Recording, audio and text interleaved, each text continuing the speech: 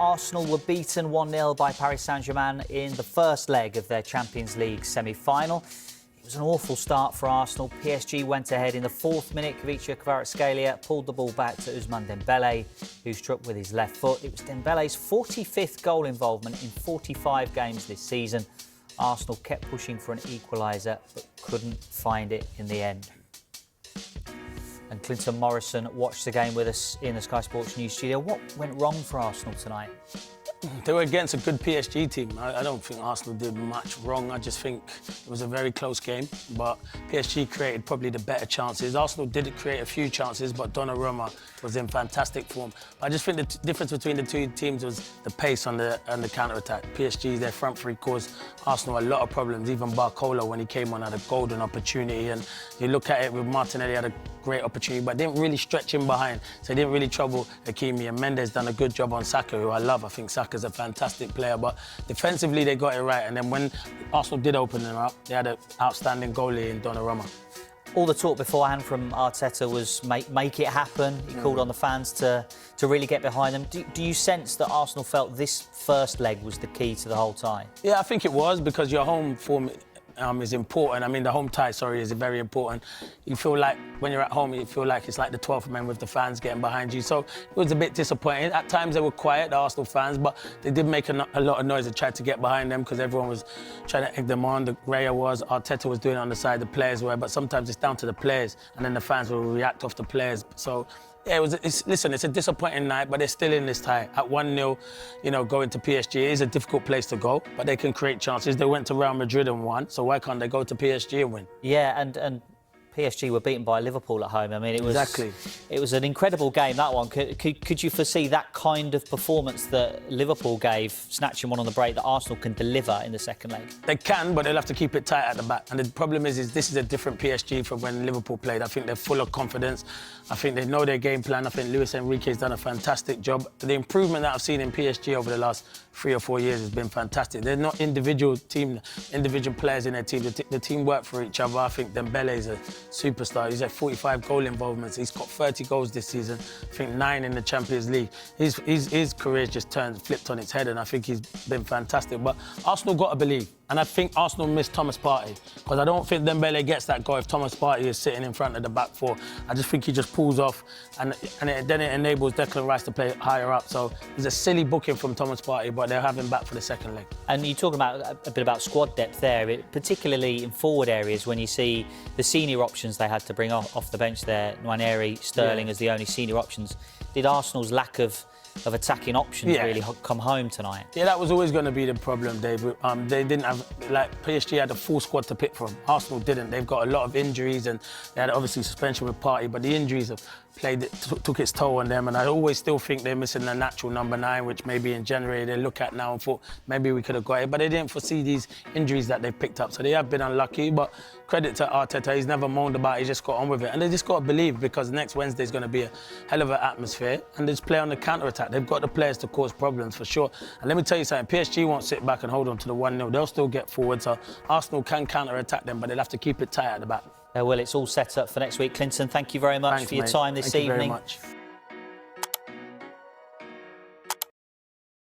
Game on in the background, on and off. I was on a phone call. I could hear my friend listening to the match down their end and shouting through the phone. It was like running in and out of the front room. It was so entertaining to watch, wasn't it? Goodness me. It was an incredible game, wasn't it? Absolutely incredible. Some amazing goals, so much quality on show as well. And of course, it started inside the first minute, didn't it? With that early goal from Marcus Thuram, really setting the tone for what followed.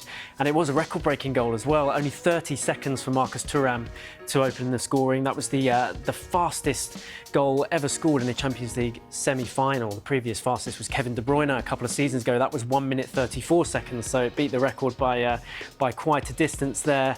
We then saw Barcelona come back, of course. They fought back, and it was a 6-goal thriller, and that itself made it the joint highest scoring draw in a Champions League semi-final, alongside a 3-3 draw between Dynamo Kiev and Bayern Munich back in 98-99. So a really amazing spectacle all round, really, and of course a star performer in Lamine Yamal as well. I mean, goodness me, where does he rank, do we feel?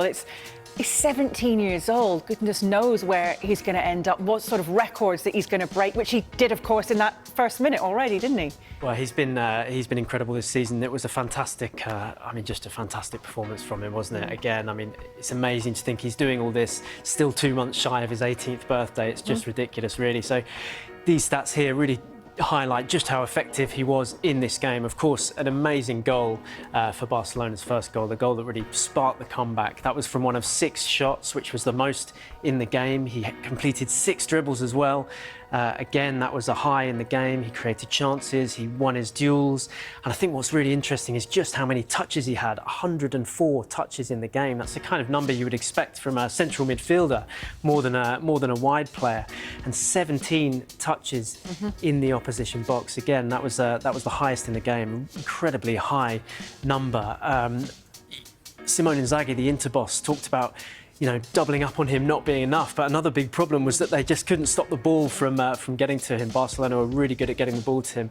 And we can see his touches in this touch map here. And it just shows you, almost all of them came in this area here where he is most effective. Picking the ball up on the right, cutting inside onto his left foot as he did for the goal, and doing so much damage on that right-hand side of the box. 17 touches in there, a quite incredible number. And of course, he ended up with a decisive contribution, an incredible performance from him, and on his 100th appearance for Barcelona as well, which is incredible at his age. Only 17 years and 291 days old. So he's the youngest Barcelona player ever to reach 100 appearances. So yeah, a historic night for him, another one, and just a reminder of the incredible potential he has.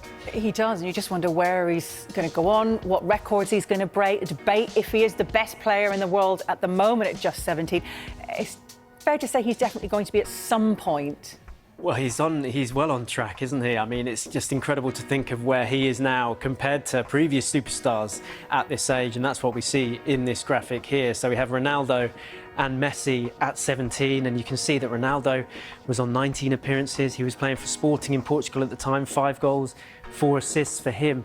Messi had actually only made 9 appearances at this point, only 1 goal for him. You then compare that to Yamal, 100 appearances, 22 goals there, 33 assists. So, incredible numbers from him. And he looks well on course to that kind of status, doesn't he? He does look like an amazing talent.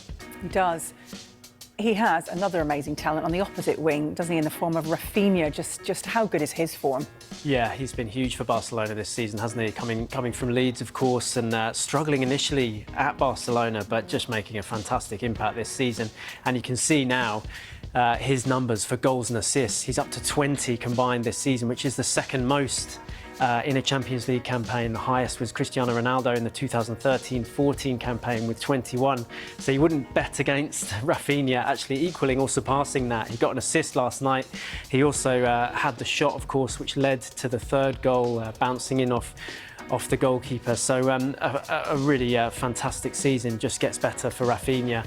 So Yamal not the only one making a big impact in that attack.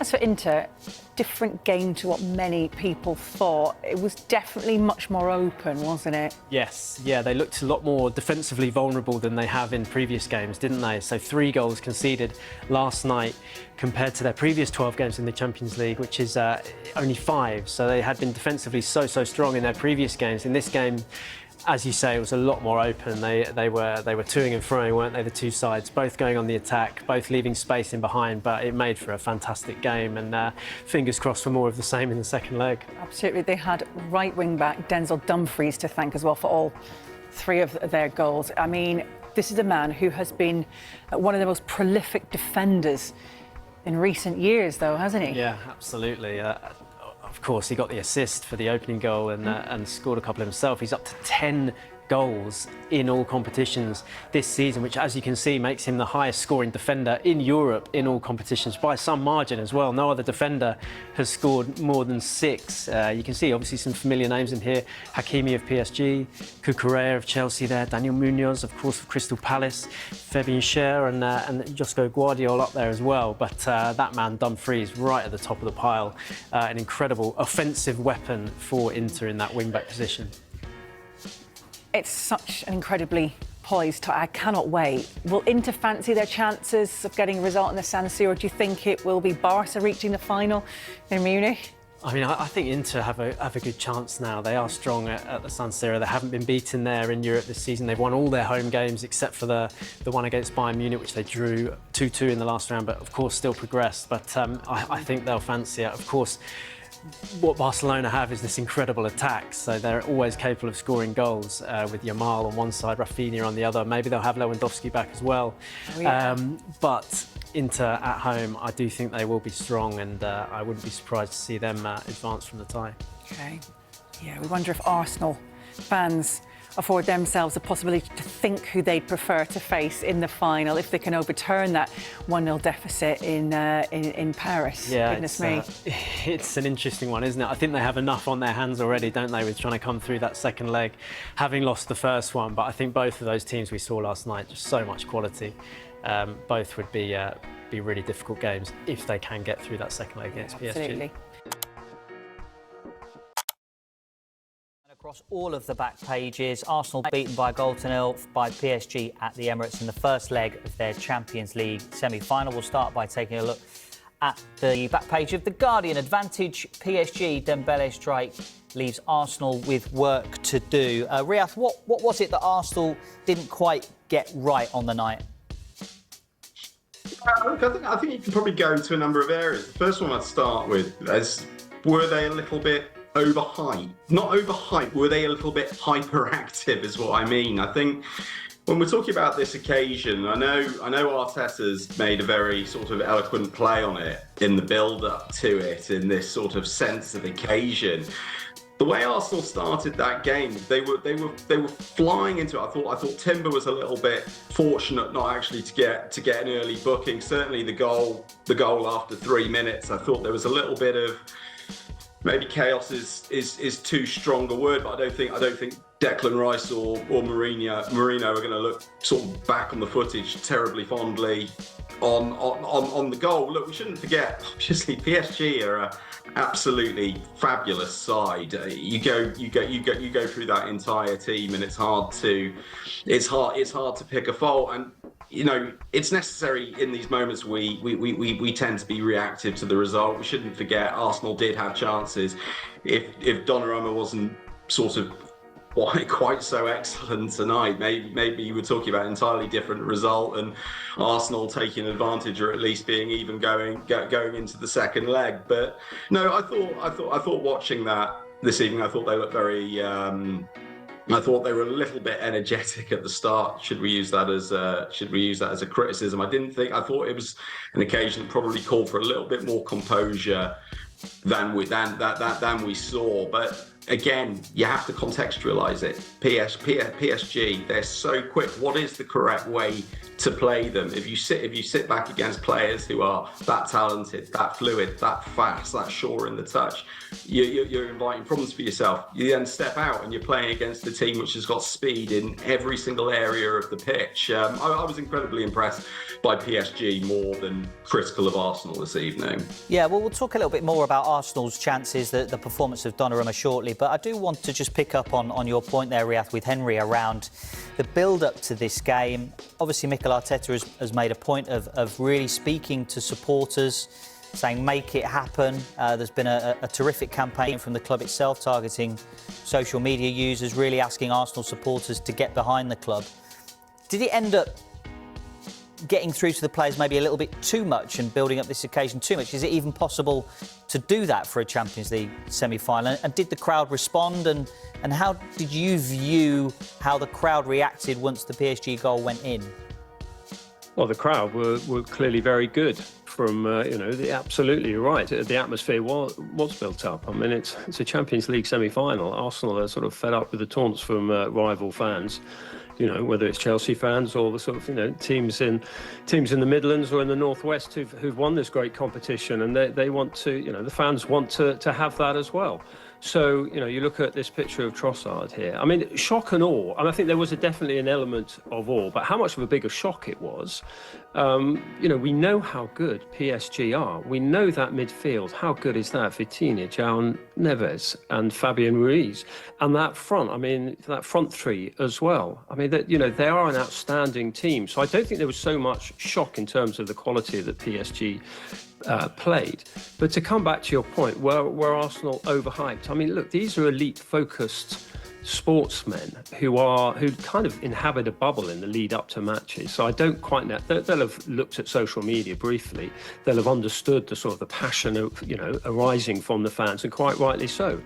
But I think if you've seen PSG play in the flesh, the real noise, the main noise, often comes from the PSG fans, and you could see that. I think there were a couple of pictures that you put up early, and you could see in the background the PSG ultras, who are quite a lively bunch with a sort of slightly nasty sort of tweak to some of them. Yeah, look at that, the back page of the Mirror. That's kind of sums it up, that passion there.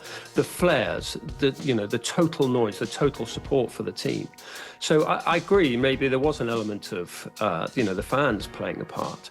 But I just think with Arsenal, I mean, they didn't have an out ball. The ball kept on coming back. They haven't got a number 9 up there. Mourinho was obviously having to play deeper. And there's a lot of people. There's a very good piece in the Telegraph yesterday by Sam Dean, who was just making the point that Thomas Partey, who foolishly got suspended in the Real Madrid game and was ineligible for this game, they missed him so much. And you could see it, as Riyadh was saying, they were cut through that midfield in the first 3-4 minutes with Dembele and Kvaradona, as they called him in Napoli, Carragher, and they just sort of cut through them. And Thomas Partey would have been in that position in front of the back four.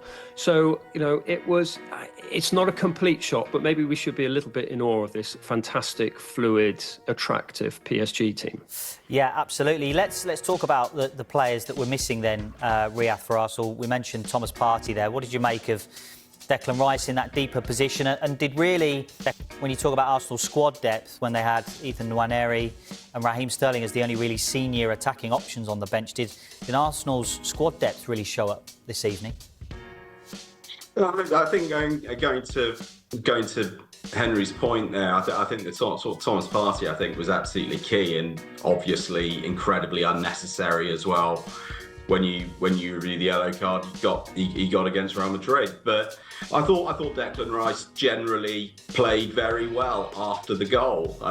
It's difficult to sort of draw a line at that point in the game. It was the defining moment of the match. But I think with Rice, there's a couple of things I would like. He's obviously had to play. He's obviously had to take a deeper position. I think when he plays further forward, it brings Odegaard more into the game. I think they've got a superb sort of proper synergy there between them. I thought Odegaard didn't really turn up tonight. I thought that cost them as much as anything. And then going to Henry's other point as well about that lack of an out ball, clearly it's been a problem for them throughout the season with the injuries to Havertz, but it's one they've brought on themselves through their recruitment strategy, or rather their inability to provide any cover. So I think that was the key. I think that would have been the key issue more so than anything else that they lacked on the pitch. Again, I would reiterate a couple of superb saves apart.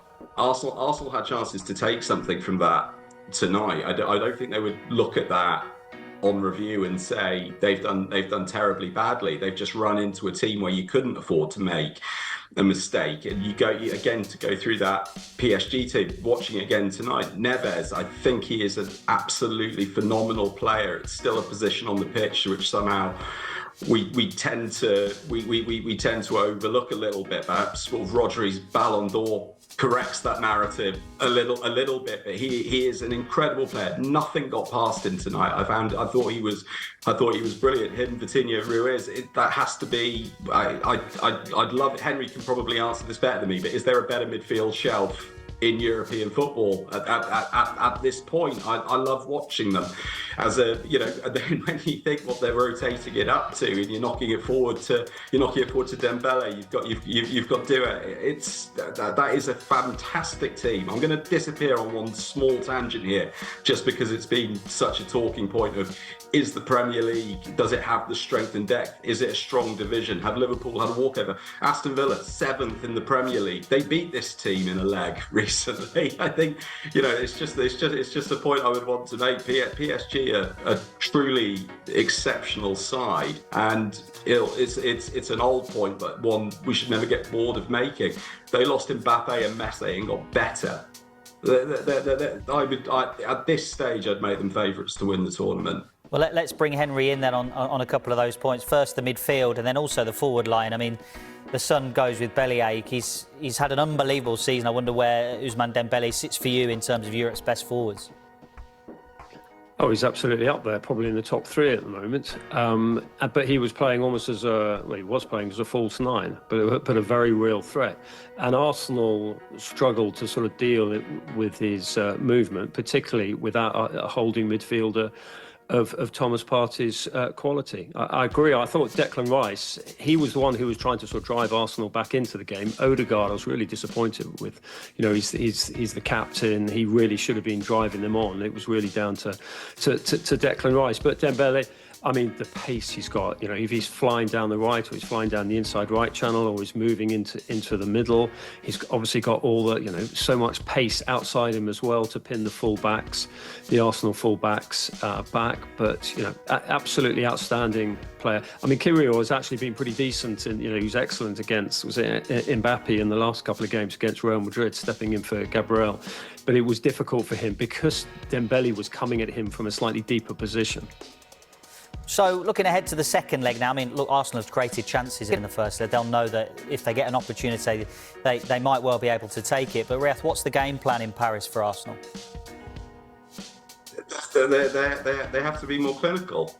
It's as simple as that. I think, again, going to our last two answers, Odegaard needs to turn up. I think so much about this team. I would, you know, we could start with the centre-half partnership. I think it's probably the best in the Premier League. But that spine of the team goes through Rice, it goes through Odegaard, and Saka is absolutely pivotal. Those are the guys who are going to need to turn up. But if, you know, when they're needing a goal, you know, you're gonna need better finishing from Trossard. You're gonna need better finishing from Martinelli. I don't see how it's going to be any easier. It's clearly going to be harder in Paris. Those fans there, I thought Henry was borderline kind to the atmosphere that they can create in Paris. They can be sort of outright nasty at times. So I think it's going to be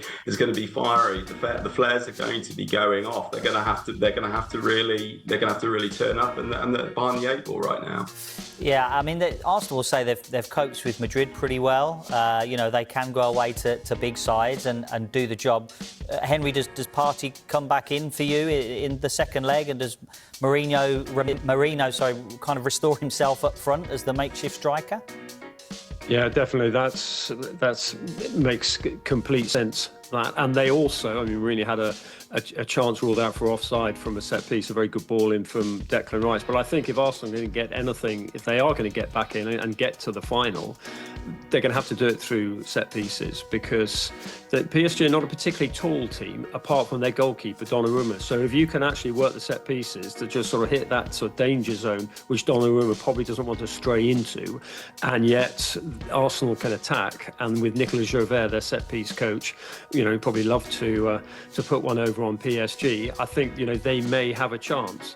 But when the ball is on the deck, when PSG are flying forward, particularly at home, as Riath rightly says, particularly with those fans, I mean, I've walked with them a couple of times before matches, and you're completely right. It is you're looking for an out very quickly with some of them, because they are quite nasty. So the atmosphere there will be against Arsenal. But as you say, you know, they went to the Bernabeu and they weren't intimidated with it there, but then they had the scores on their side. They did indeed. What do we think then? Do you think, Riath, that we've seen the Champions League winners at the Emirates tonight, be it either side, I suppose? Like I said earlier, I'd make PSG the favourites. I think the stars have aligned for them, but I do believe Arsenal have got a little bit more of a say to go in this match. And again, Real Madrid can probably testify to that.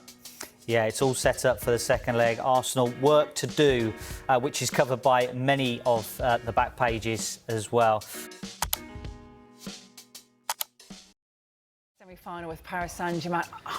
I mean, what did you make of the defeat? It was at home, which was disappointing, but what went wrong?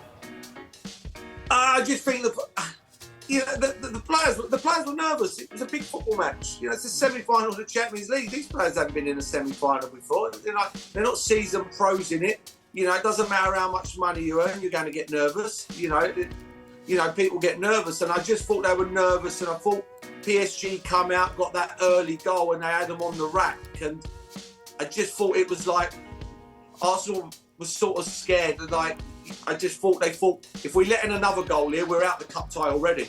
We're literally out the cup tie. And I know that didn't happen with Inter Milan. They went 2-0 up against Barcelona. Barcelona play a different way to Arsenal. They got back into the game steadily, but they'll be disappointed. You know, certain games you get in your life and you think, oh, I could have probably done more in that game. And I think there's a lot of players that would have sat in the dressing room after that game or gone home and gone to bed and laid in bed and thought, didn't really turn up.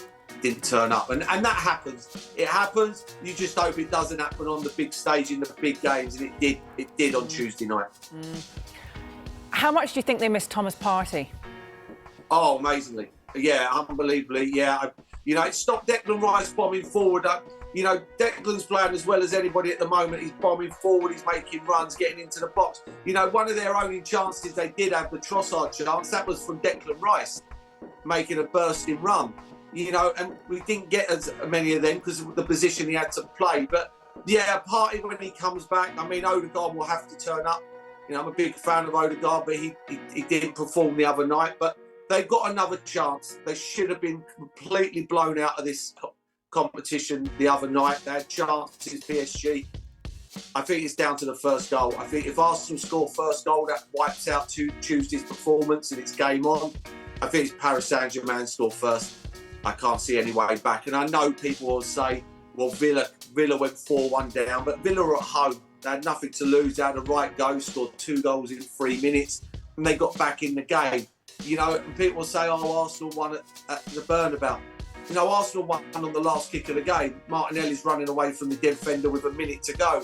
If it's 1-1 in the Parc de France, they're not going to be playing gung-ho football, PSG. So, you know, there's a lot of things to look at. I think Arsenal are right up against it, but with Partey back, you never know. Let's talk about the atmosphere, because all week we've been building up to the game. We were hearing from Mikel Arteta, you know, calling for this special atmosphere. So, you know, bring your boots, bring your full kits, everyone. Wayne Rooney described it as an anti-climax. What did you make of it? Yeah, I mean, it was the first goal after 4 minutes. You know, you get there and there's signal London forever, the atmosphere is great, and then all of a sudden Paris Saint-Germain scoring it. And of course it deflates you, it deflated the players. You know, and it did the fans. You know, the fans would have been nervous. You know, they're turning up, it's a semi-final, you've got an unbelievable opportunity of winning the Champions League, they've never done. And I just think it caught up with everybody, and I think that goal in the first 4 minutes was critical, and I think the fans got as nervous as what the players did, and I think it was as simple as that. I mean, it was just one of them situations where that goal literally killed the game for me for the first 20 minutes, and Arsenal got nervous. They started playing around. They looked like the Harlem Globetrotters, PSG, and that was the way it was, and that's the way it sort of panned out. Arsenal had a couple of chances. I thought they'd done well to get back in the game. Didn't need half time. But they lose 1-0, and it could have probably been 3. And they're back in it again now. They've got a chance, but yeah, I don't give them too much of a chance, if I'm being honest. I mean, Arteta said himself that they're going to need something pretty special in Paris next week. What do they need? How do they try and hurt this team and turn it around? What chance do you give them? You said they're not much, but got to give them some hope. Oh, of course, they've got a chance. They're a good team, Arsenal. They don't become a bad team overnight. You know, I see PSG destroy Liverpool, but still lost the game. Still lost that game. People forget that, you know, for how well they played, Liverpool won that football match. They don't have to, because they've only lost 1-0, they don't have to go and score that goal in the first 10 minutes. I think as long as they can get through the first 20 minutes and keep it quiet in the Parc des Princes, because it will be an unbelievable atmosphere. And insteadly, they don't have to score straight away. And I think that's what they've got to do. They've got to be patient, play themselves in the game, make sure they stay in this game as long as they can. And then the last 25 minutes, have a right go and have a gung-ho go at them, open the game up and see what happens. Because don't worry, PSG, the longer this game goes on at 1-0, will get very nervous. You know, they got an unbelievable opportunity of winning the Champions League where, with the players they used to have and the talent, we never really thought they could win it. And now they will get nervous. So I think Arsenal have to stay in the game. I think the first 20 minutes again is very, very important. I think if Arsenal can get in at 0-0 first half, you never know.